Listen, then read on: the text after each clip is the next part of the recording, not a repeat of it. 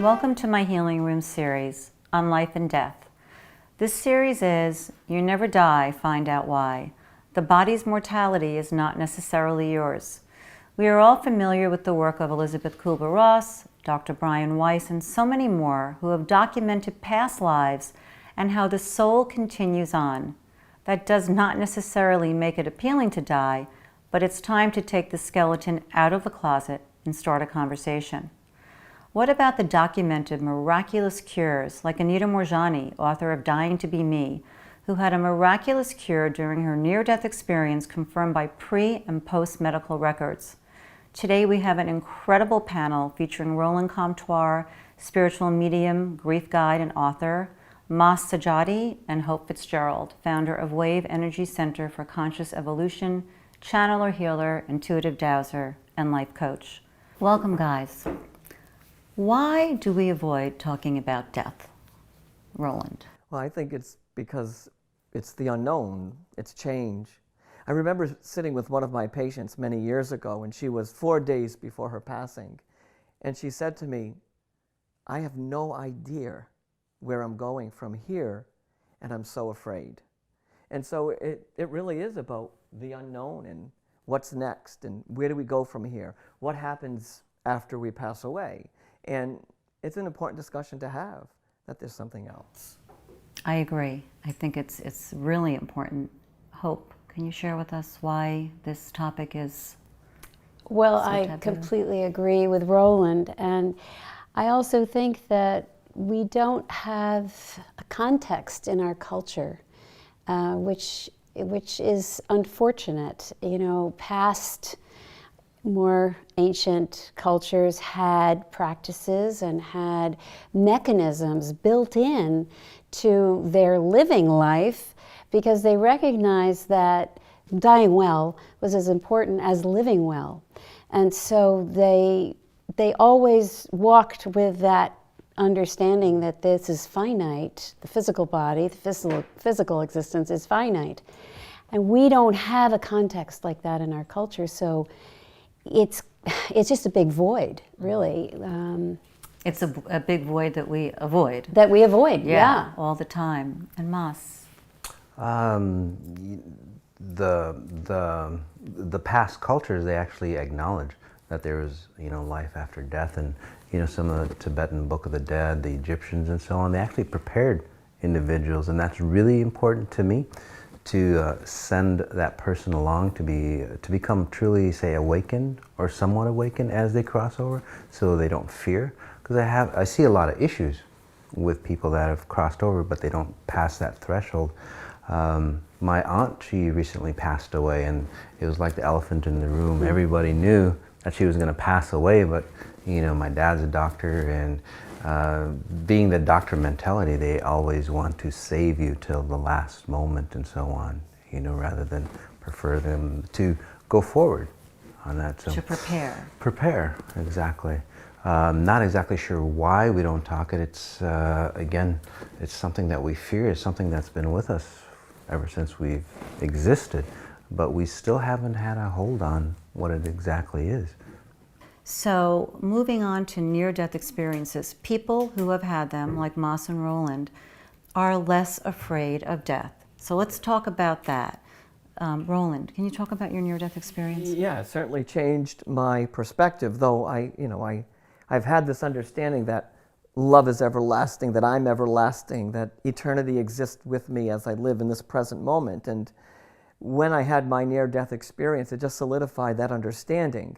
When that experience came to me, what I discovered was that I felt I was right, that we do go on, that there is something else, that the Roland of me exists beyond the physical experience. And all I can tell you when I talk about that near-death experience, it was profound. It was the most extraordinary love that I've ever felt in my entire life.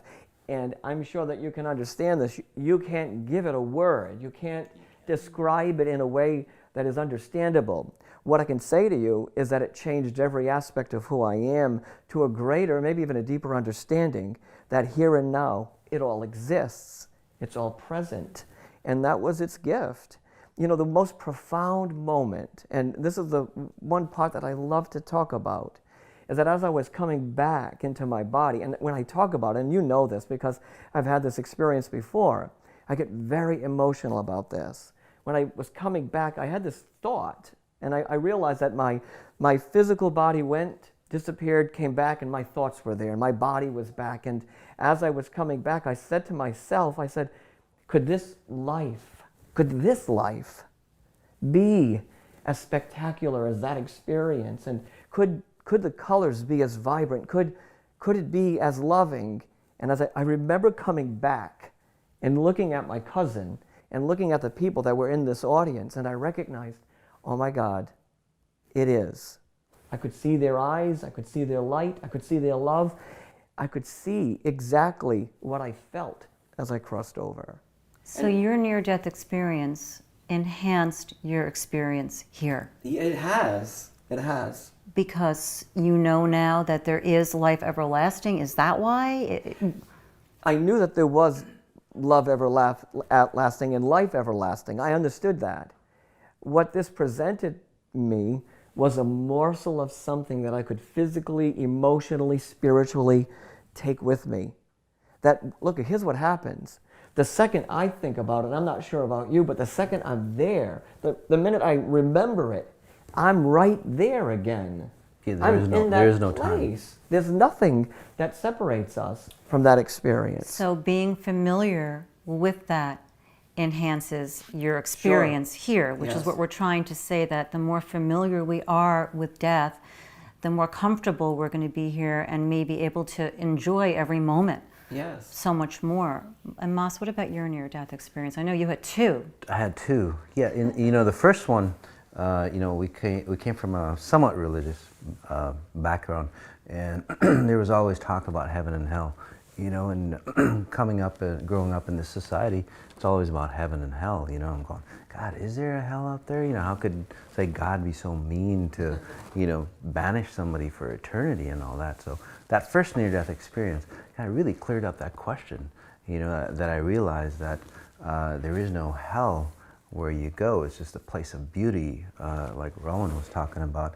And what I noticed was, as he mentioned too, is that when you think about it, when I think about it, there is no time frame. It's like right now, because at that level, we're not connected to time. We're not time stamped or anything like that. So it's not a memory. It just like happened, like a second ago or 2 seconds ago.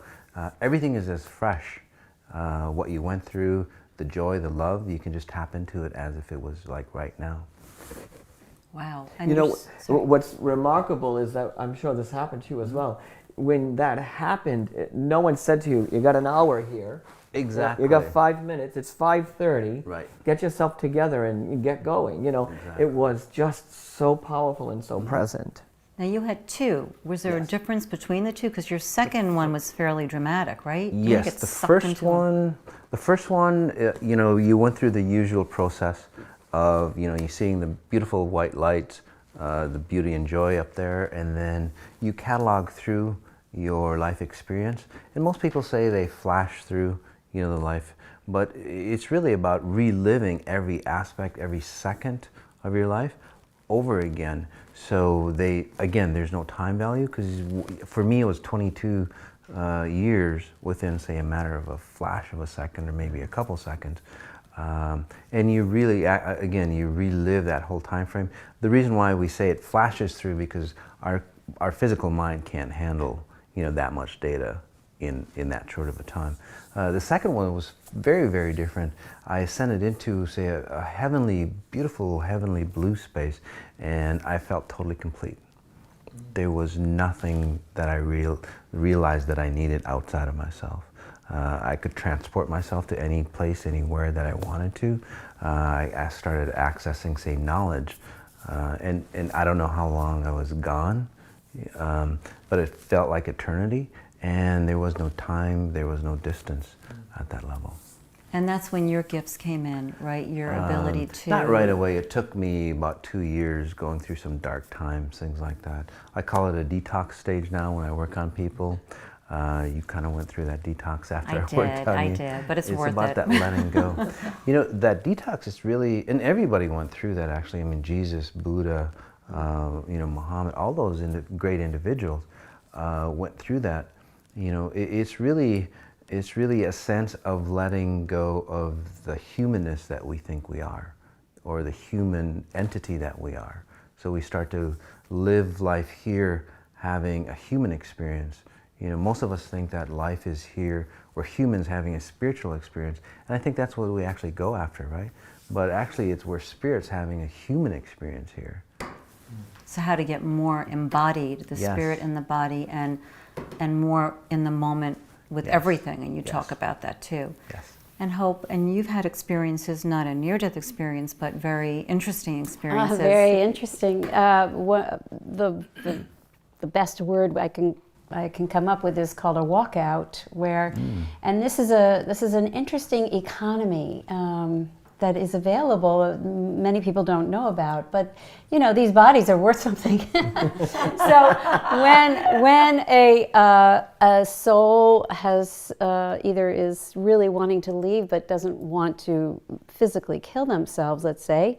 And that was not the case with me, or when a soul is pretty much done with the list, the laundry list that they came in with, they can opt to leave and exchange with a new soul, and that's called a walk-in.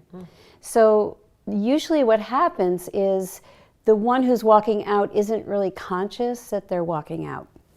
And it just sort of happens. They fall asleep, or they pass out, something happens, and the new one walks in. On a soul level, there is an agreement. So in my case, I was aware beforehand that this was going to be an opportunity for me, and I went through the process of detaching from everything, everybody, everything, in order to prepare myself for this. And so, you know, I had my experience, and I will leave it at that.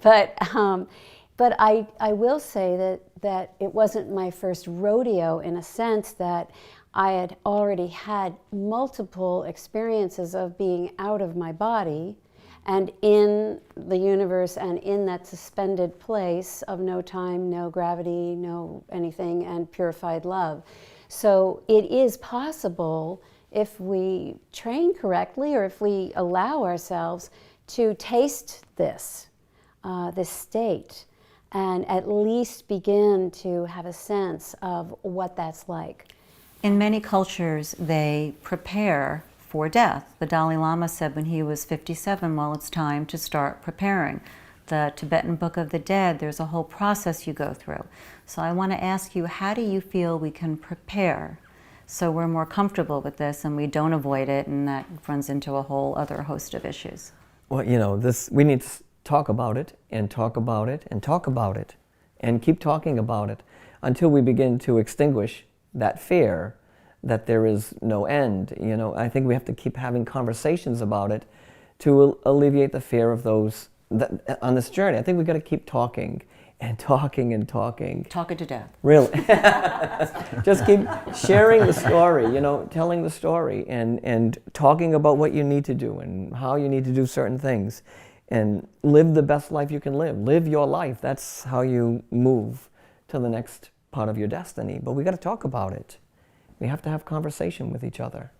Because now there are people that are having classes in how to be able to transition.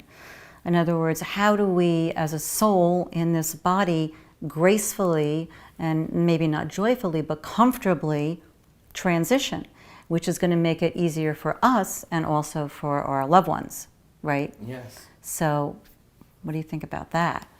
I totally agree, and talking about it does ease the tension.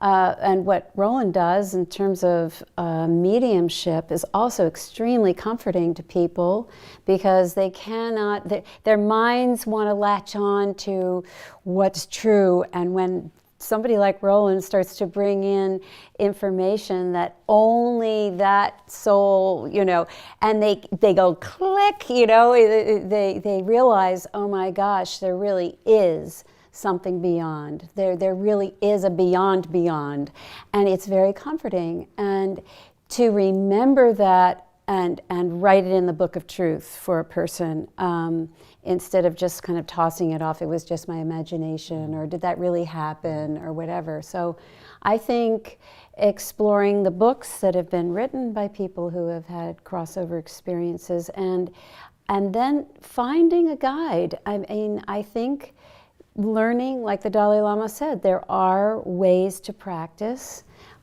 leaving our bodies and exploring what that's like out there. And more people, I think, are going to be providing these classes, and I encourage people to do that. You know, can I share something here? I met a woman recently at an event, and her husband had passed in very tragic circumstances. And it was a few years now, and he went out to work, came home, somehow got lost, walked out of his car, fell into a stream and passed away. And he wasn't found a week later. Well, she was at my event, and I walked up to her, and we started having this conversation in a room with many people about how she made a decision to only stay in a space where he had died. That she forgot about how he lived. She forgot about what their life was like. She forgot about who they were to each other and the amazing experiences that they had with each other. And I said, I had this feeling that I had to say to her, but he wants you now not to be in a place of suffering over his passing, but to remember who you were with each other. And she started to cry. She started to let go of some fear that she had about her own mortality. Right. She started to think, and she said this out loud in a room with people. She said, well, okay, you're telling me that I don't have to be afraid, that it's okay to remember him in a beautiful, loving way, that I can take the next step and I can live my life. And I said, yes, that's what he is telling you, to remember the experiences of your life that made your life complete, that made your physical experience whole. I don't know why you made me think of that lady. Well, it seems to be healing when, because I sit here time and time again when Roland comes and the loved ones come in, it's information only they could know. And the same people come back. It's almost like they need to keep hearing it because you get it and you believe it, but then we kind of go on with our life and we forget about it. But it definitely, I mean, a light bulb goes off and they know that the soul is there. I mean, that's it. We don't die. And as Hope says, it somehow encourages that person to maybe change their faith a little bit, change their belief a little bit, and come to some understanding that the soul, that we live on, that the soul lives on. And that doesn't mean like when you know the soul lives on, your mother passed and you grieved and you missed her because we are in 3D and it's kind of nice to be able to touch that person and we are human. And so that's something that also has to be respected. Mas, how can we prepare, do you feel, for this inevitable experience? There's a couple facets there.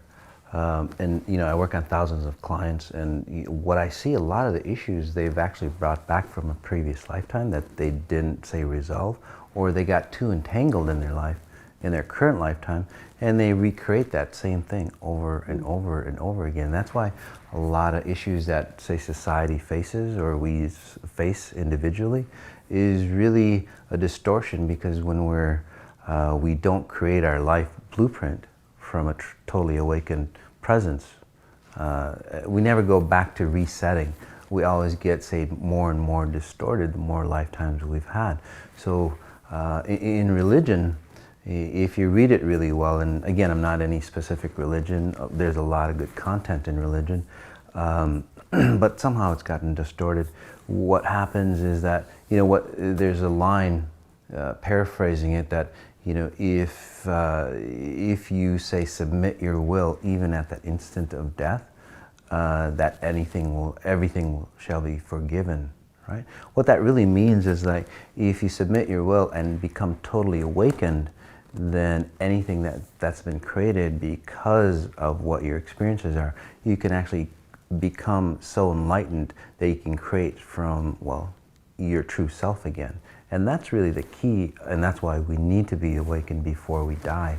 Otherwise, we create the same stuff The same, so you kind of, what I've heard and what they talk about is your belief systems, your consciousness, you take with you. Right. If you're not totally awakened, you take with you. And I see it over and over again. People who are scared, again, in some religions, they're born in sin, they live in sin, and then they die in sin. And these people are afraid to move on because they're not good enough to meet, say, their maker. Right? So they don't go, again, past into that, say, heavenly space, if you want to call it. They just hang out in that purgatory area, or they hang out into the person that loved them the most. And then that person that's living has the same issues, or they start to get the same issues. So what can we do to stop that pattern? No, I mean, like, seriously, like, before I met you, and you actually worked with me and my daughter, there was some entanglement. Yes. Okay, but I didn't know that. I met Masa. What do people do? Either you're only one person, and I know you have a lot of workshops and offerings, which is great, but how do we even know? I think it's really the time, and maybe that's why I'm here, Roland's here, and Hope's here. It's really about the time as more and more people get awakened. I help awaken people. I mean, we help awaken people, and they help awaken other people. And that's the best way. You know, what we're doing here today is really fantastic as well. But you know, there's also an inward awakening that people are going through. So even if you didn't meet anybody like us, again, those frequencies of awakening are coming in that a lot of people are picking up. That inward awakening is probably the most profound experience that will move you forward somehow, you know, coming into that inner aspect of that truth. So what are the ways? So can we just keep talking about them? The ways are what? Look, from we need to talk about it. We've already established that. Maybe finding someone who can assist you to some understanding. Maybe someone to help you expand your consciousness and awareness of this conversation that we're having. There are many things that can happen on a day-to-day basis that can expand who you are, that can raise your awareness or understanding that love is everlasting, and reading books and meeting people like us. But you know, you said something incredibly profound, and that is that the minute they come to see you, they take that energy and they go out in the world. That energy now becomes this amazing, vibrant something, this beautiful crystal of light, and then somehow it touches and connects to the next person, and then that energy does something, you know, and it keeps expanding and opening each of us in some way. So there is a whole list of things to do, but the truth is, I think we got to go back to the very beginning, and we got to start the conversation all over again and work together in making it happen. I agree with you, and I think that one of the things to understand is that just as each person has their own unique path and role in life, they have their own unique death experience. So, you know, you both had near-death experiences, and they were not the same. They weren't even, the two of them weren't the same for you. So it's important to understand this, that there is no prescribed way, but we can do something with our intention about it, and with our connection to where we want to go. So, I read some books a couple of years ago by a man named Danny Brinkley. And he was hit by lightning 3 times. Wow.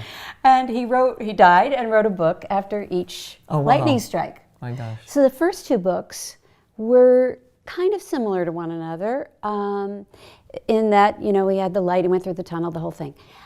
The third book, and this is the one that really piqued my interest, the third book, he went to purgatory, he went to limbo. He found himself in what he calls a blue-gray world. And it was filled with souls who had not gotten the trajectory all the way through. And they were lost, they were confused, they didn't feel adequate. Well, let's talk about this, because that could be a little scary to some people. So, well, I'll just finish this piece to say that Danian's sort of plea at the end of the book was, learn how to die well. Yes. Yes. And he started something called the Twilight Brigade, which is a hospice care, and they're all over the place now. Conscious birthing to dying, death. and I mean, he put his energy where his experience was, where it led him. You know, something interesting happened during my near-death experience is that I saw people sitting. They weren't moving, they weren't ascending, or they weren't stretching, or they weren't expanding. I just saw them sitting there. And I came to understand that they were in some space where they had to go back and, as you said, relive or recount certain experiences in their lives. So to answer one of the questions, to answer the question is, how do we have a good death, or how do we get peaceful about that? I mean, this may sound simple, and it may sound to some ridiculous, but the fact is we have to love. We have to love. We have to understand love as deeply and profoundly as it is meant to be. We have to have an understanding of what love is.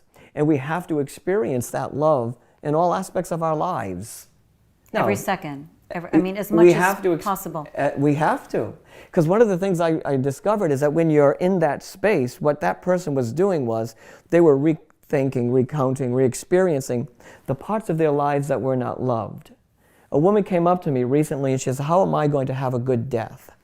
I said, you've got to live the best life you can live right now, loving, peaceful, conscious, ready, aware, alive, brilliant, beautiful, vibrant. And something happened for her, right? Whatever word clicked, it clicked and it made sense for her. But we got to do something. And also I think that when you get too busy, because Mas, you talk about this a lot, that it's being very present all the time, I think can help you to be more present to loving.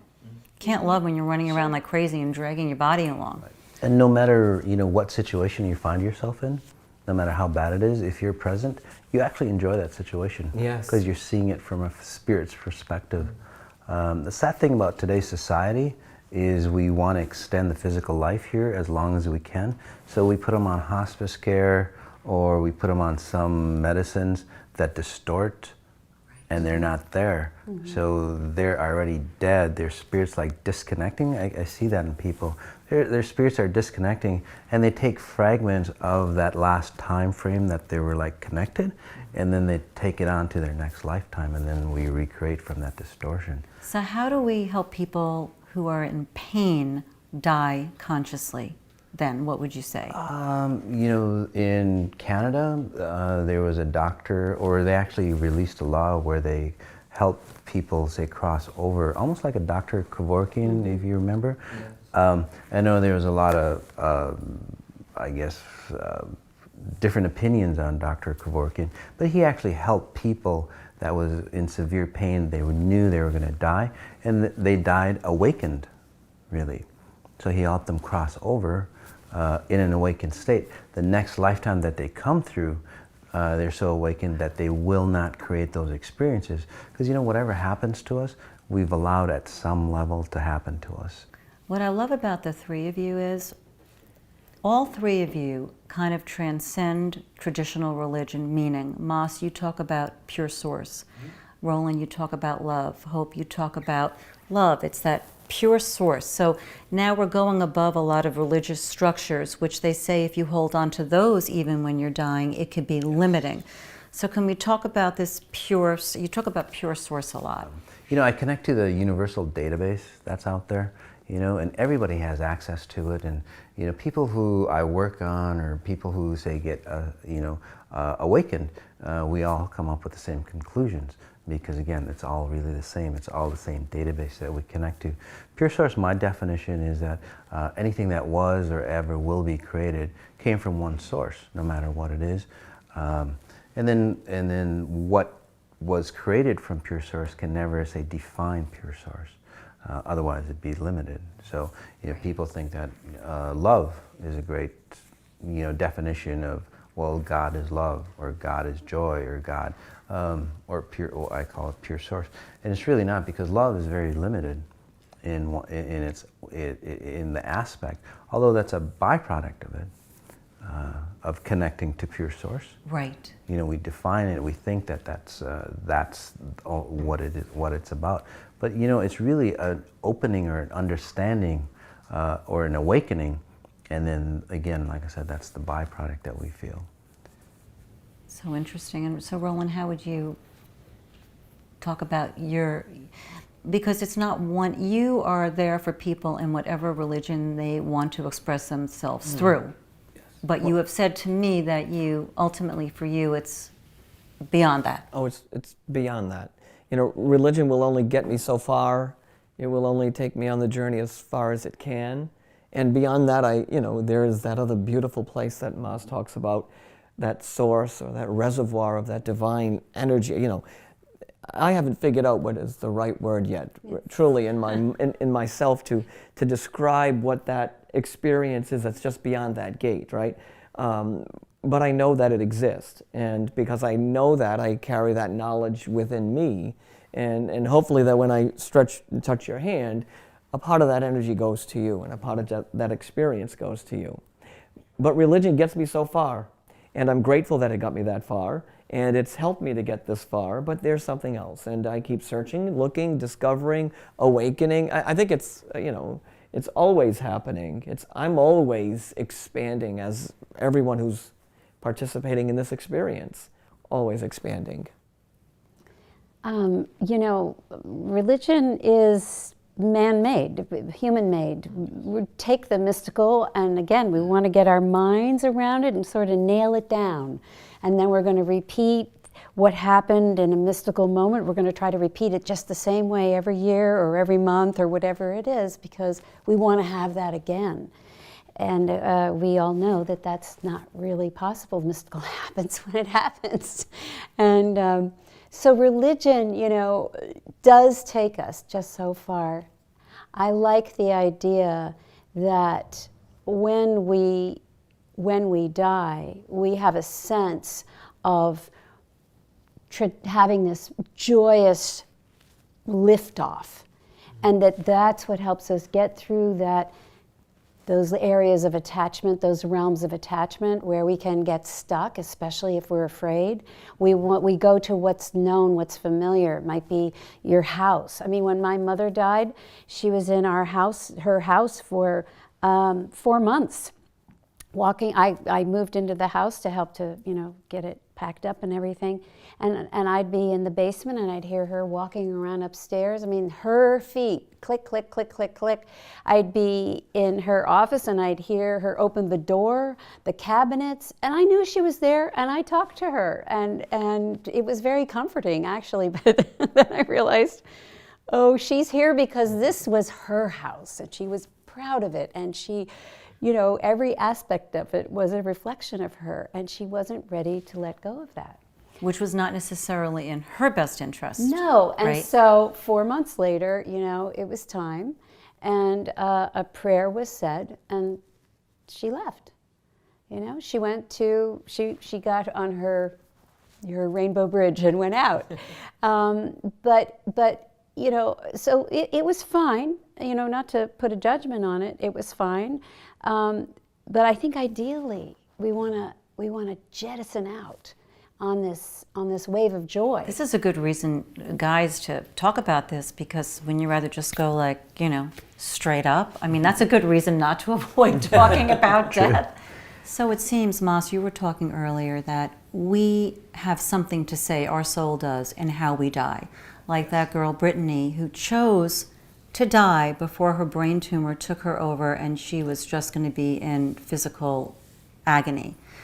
So by taking control of this process, or owning it a little bit, then it's going to be a conversation, but it's also going to empower us to have this experience fully. Yes. Right? Well, I actually work on people, through people. Say a client comes in and they have a father or mother or spouse that's close to a near death. Their spirits actually come in and they want some help or some guidance, and I help them out, cross over, and it's like I can help them enter in that heavenly space, And once they understand that it's a loving space and it's an okay space, it's not a hell space, they're not going to get That's perfect. vindicated or anything like that, they actually go faster because they're excited to go. It's like, forget this place, forget the pain, forget, they want to go over.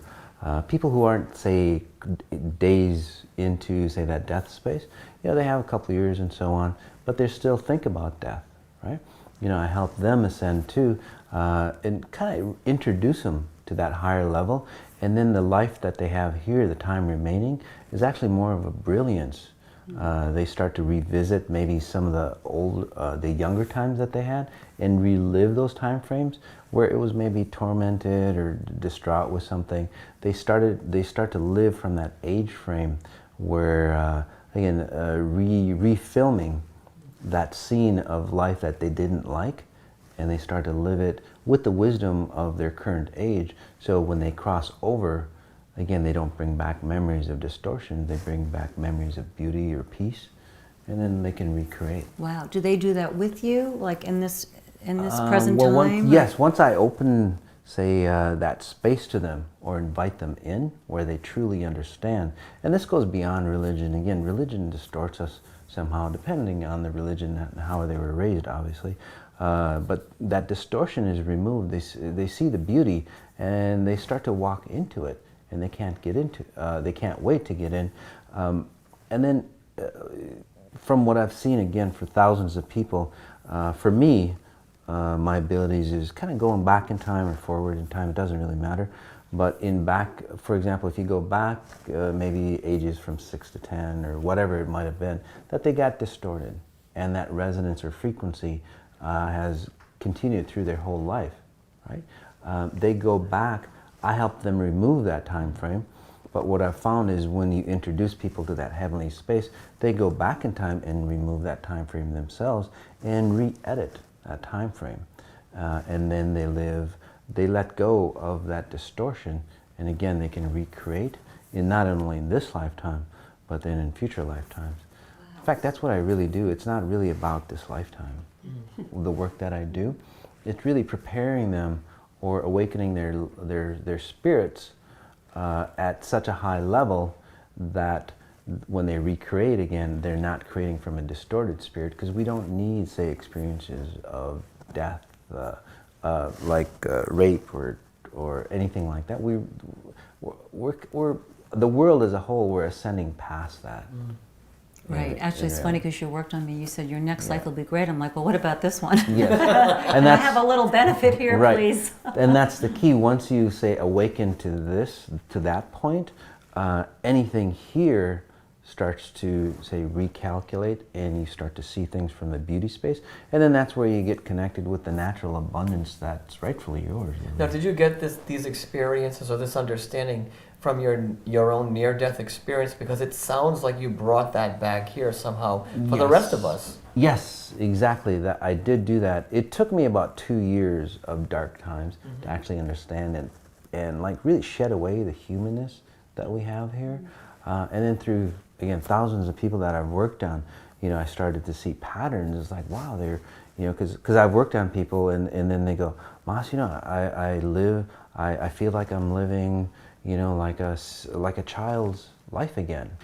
Everything that's been created actually is in our DNA structure. From the moment that our spirit has been created, all those memories, lifetime after lifetime after lifetime, is in our DNA structure. It's like ancestral. Everything gets passed down. Exactly, and that's how it does get passed down. I've just been given that ability to, say, read the DNA. I'm a DNA reader, really, and you can go back. Once you edit the DNA, then your future events, just like, you correct some DNA that's misbehaving, and then you cure kidney issues that family has, right? Same thing with spiritual issues, I go back and, say, recreate that DNA or edit that DNA, and then their spiritual issues tend to go away the next lifetime, but this lifetime gets better as well. So it seems like anybody who's touched heaven with a near-death experience, with other ways of doing it, it just enhances their life. I mean, I really want to have an NDE. I mean, not really, but I mean, it just seems like it makes living so much easier. Like you did it, you went there, it's fine. Okay, now let's live, the life that we're supposed to live, because we're in this like limbo. We don't want to die, but we're not fully living, and that's why we need to really prepare for this. You just made a very interesting statement. How do you achieve this here and now in your life without having to have a near-death experience? Right. The real question is, how do you achieve that? How do the people watching this achieve that, right? How do we continue to achieve that in our everyday lives? So the question is, how do you achieve that? Yes. How do you get there? For me, it's by exploring. That's why you're all here. When I had that surgery last year and I was alone in the operating room and nobody was there for some reason, they gave me the wrong drug, I felt like I was going to die, and it opened up Pandora's box. Right. I did die? Yeah, not a complete near death. I call it a near death experience. Oh, so I had a little near death? Yeah. Woo! Because seeing that, well, can I explain something for that? There's over 800 near-death experiences a day documented. A lot of them don't come out, say, like we did, really. A lot of times when you have that near-death experience and you're not prepared for it, that brightness that's there, the joy and beauty, it's so beautiful up there. You come here and then you start to see the difference. It's like, wow, and you don't want to be here. That's why a lot of times children have suicidal tendencies when they've had a near-death experience, because they don't want to live here anymore. They don't want to feel the density that's here. So you just don't want to have a near-death experience just to have one. Right. You want to be, Just kidding, guys. Yeah. You want to be awakened. Yes. Okay. It's like and then awakening. have that near-death experience. I'll ask people, are you afraid to die? And they'll be like, no, I'm totally fine. I'm like, really? Like I don't think they really think about it. And the funny thing is, I think people think it's going to happen to other people and not them. Right? And I think, your story about being in the hospital and having an experience, you felt you were dying, and it took you to the brink of something. And this is super important because, we move from believing to knowing through experience. We can read everything in books and they're just ideas until we allow ourselves, and now in your case, it wasn't premeditated, you just had that experience. But we can put ourselves into a situation where we allow ourselves to go to the brink in our imaginations. Right. And that's why some people don't want to do that all by themselves, but they might do it with a guide. They might do it with a teacher of some sort, and be prompted and carefully held through this exploration into the void. Right. And come back with a felt sense, oh, okay, I am not just my body. I mean, that's the beginning. And once that starts, then when they read, that gets put into that data bank, if you will, of understanding about this, actually this incredibly potent and beautiful transition. And I think it's our responsibility to do this. I think we owe it to not only to ourselves and to our soul's development, but to those around us. If I can tell you, I've had so many of these experiences helping loved ones cross over. The ones who were able to talk about it beforehand. Yes. The process was funny. I mean, I know that sounds weird, but we could laugh. We could actually run the full gamut of the emotional scale. And I remember, this may sound strange to some people, but in my mother's her second to last day in the hospital, and she had a fabulous sense of humor, and often humor gets really exposed as they get closer, the onion peels, and they're very funny people. And she had a joke file, and I brought it in, and we told jokes, and she was laughing. I've seen that too. And it was just beautiful. I mean, there isn't just one way to do this, being quiet and tight and sad and all of that. If we breathe into the experience, and if the person who is passing allows us to talk about their death, then it has a much better chance of having high resonance and a beautiful feeling for everybody. Absolutely. I actually had a very funny friend of mine, she did like a Jewish shtick all the time, and it was the day before she died, and her son leaned over, swear to God, he said, "Mom, are you comfortable?" She opened her eyes and she said, "I make a living." I was like in shock. I was in complete shock, but it just came out. So we're having this conversation, and I want to know, how, Roland, have you prepared for your inevitable death? Well, you know, when I walked on the first day of nursing school, my nursing instructor said, "Guess what? You're dying."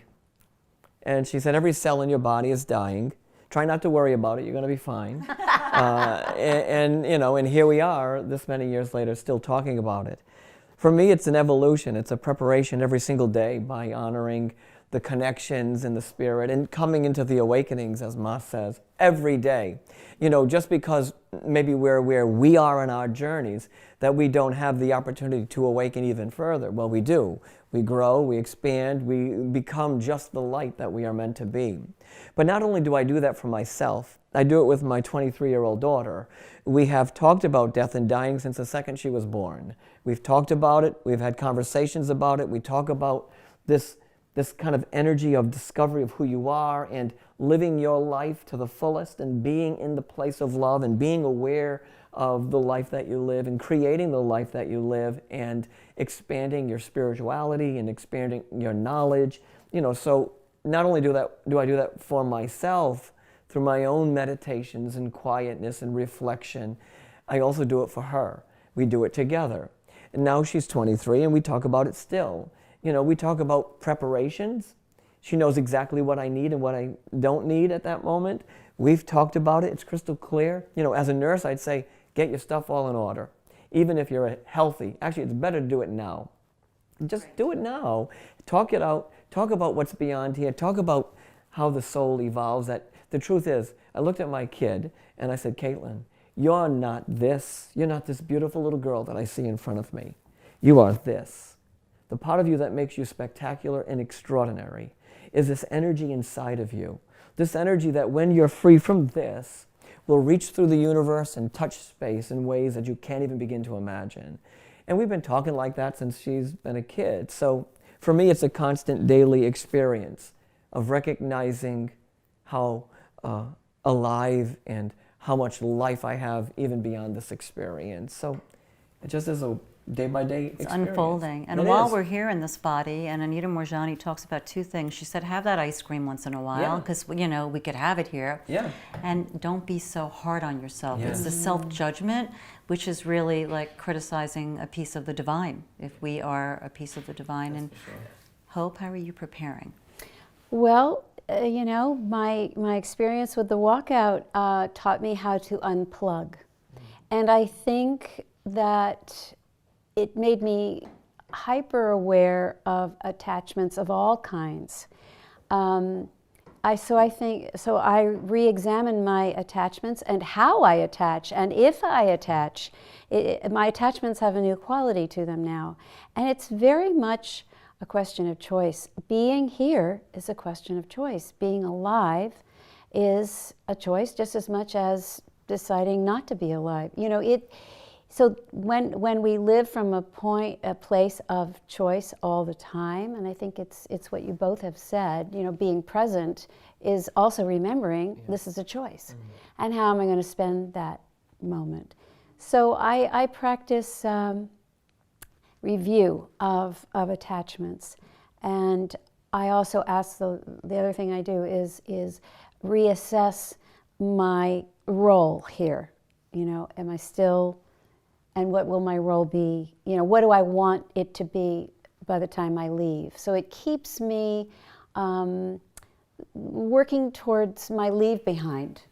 And engaged in the process. Oh, absolutely. Alive and absolutely. alert and engaged. You know, you say something very profound, because in my study, in my practice as a nurse, one of the questions that my patients have said and the people that I've cared for when they were dying is, you know, have I fulfilled my life? Have I lived my life to the fullest? And did I live my mission? And I think, as you say, reevaluating that and re-experiencing it and embracing it every day is part of the whole experience. And Mas, you talk about that a lot in your Yes. preparedness, is being so present with Yes. everything you're doing. Can you talk about Yes, that? once you really understand the dying process, like I have, you don't have to go through a near-death experience to understand the dying process. But once you really understand it at a deeper level, you don't have to know all the details or prepare or anything like that. It actually makes living life a lot more, say, exciting and more fun, because you can go to the limit, really, and at least that's the way I perceive it. I'm not afraid of dying. Most people, you'll ask them if they're afraid of dying, and they'll go, yes, right? And then they don't live the fullest while they're here. Right. Now that I know that I'm going to die, I'm comfortable with that. I can actually live to the fullest here. And every day, Yeah. and kind of stepping back, I see people who are near, let's say, that death experience. They really don't say, I need to finish up these projects, I need to do this. But it's actually the small time moments that they've had, with their loved ones or their kids or whatever, that really comes out with them. The essence of their life, not what they did or what they accomplished. So what I do is just hang out with my kids and really enjoy that experience, and not really worry about the next thing that I have to do while I'm with them. So again, that total presence. Because a lot of times what people do is they spend, say, that quantity time with their kids, but then their mind is out somewhere else thinking, okay, I'm going to spend some time just because they need my... And the kid knows that your mind is out somewhere else. Right. So it's total presence. It's total presence with their kids. I mean, I have a lot of kids. You have 6 children. I have 6 children. And they keep me present. They keep me here. And, they're all so beautiful that it just pulls me in, and I just get entangled. Not entangled in a negative way, but I just see them and I get enthralled by the beauty that they have in them. And that's how I say reconnect to my own spirit even more. And then it guides them to connecting with their spirit. So they understand, all my kids, even my 4-year-olds, they understand that their physical form is a physical form. They're way beyond. That's and once you beautiful. understand that, all the details that we need.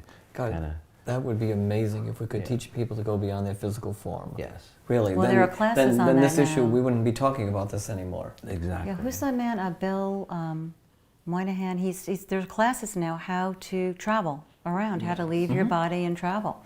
Yes. And he's You like, want to do that safely, though. but safely, yeah. I guess it should be safe. Yes. But I think that being so in the moment, like you said, without any future plans, that gives you the freedom to let go, which is Yes. that ultimate release, which is kind of like dying. So the more you relax, the more you kind of move into it. Yes. And it's a control thing too. It is a control thing. When we talk about being in the moment, people think you have to be in the moment for hours and hours. But when you're in the moment, there's no time. You disconnect from the time, and even that single instant that you're in the moment, you can feel it, and it carries with you for a Forever. long period of time. I think what happened in the hospital to me was I was so out of control that it triggered my fear of dying. And the other thing I want to say is that no one should die alone. There are so many people that are alone. There should almost be a spiritual midwives, people that are really trained not just to be hospice workers, but to be there on all levels for this person who is transitioning. I mean, that would be so great. And to celebrate their life and to bring the family in consciously. Some people choose that, though. Some people have chosen That's to true. leave in the quietness of their serenity, their passing. Some people choose that experience. I've seen it many times. A family member rushes in and says, "Oh my God, I've missed it," but the fact is, maybe they made that choice. Right, Maybe it was at best the moment for them. of death, Yeah. But we should stand by each other's side during that experience or process. But maybe that last second was a choice that they made because it was best for what their soul needed, or best for what they needed somehow. So I want to ask each one of you what your final parting words are to people about this experience that we have labeled death. Well, This death, magic trick. okay, so death doesn't exist. No, that's what as a spiritual guy, I would say that to you. As a nurse, I would say, well, your physical body's not going to make it. Let's face it. At some point, the physical part of you will change. You will recognize when you take that final breath that you will go beyond this place, enter more of this awakening and this understanding. So the physical body dies. Death isn't a word I'd like to use at all, but it dies. It goes. It ends. But what ends is only the physical aspect of who you are. What exists beyond here is the part that makes you extraordinary, that makes you brilliant, that makes you exceptional. And that's this something in here. That's the part I want you to connect to remember and to experience. I agree, and I think that if we understand that death is birth into something else, and that it is really in our highest good and our best interest to get comfortable with it and to unravel the fear. The grip of fear inhibits us, and so as Roland said, talk about it. Find somebody, if not in your family, find somebody else to talk about it with, and educate yourself, and then try a few practices on, and you'll feel a lot better, and so will everybody in your life.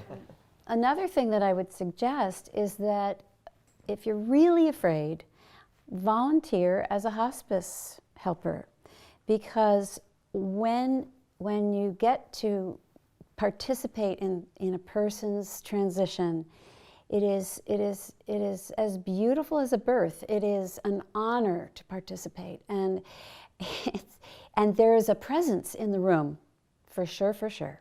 And so I just think that's a good way to sort of take the edge off.